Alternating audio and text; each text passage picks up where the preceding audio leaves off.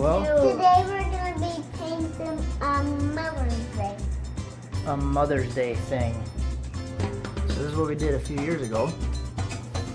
It's a little frame with all of our handprints, but we have a new addition to the house, so we want to add our youngest on there. So we're going to be modifying this one. We got our colors picked out, so let's get started.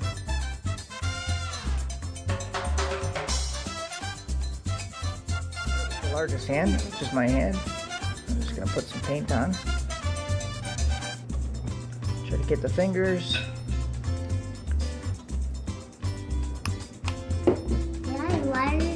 Looks like mustard, doesn't it, guys? Yeah. It's on the table, Daddy. It's okay, we'll get it off. Alright, so once you get it all over the hand, you flip it over and pop it on the paper. After it's all done, we can just let it dry and get ready for the next layer.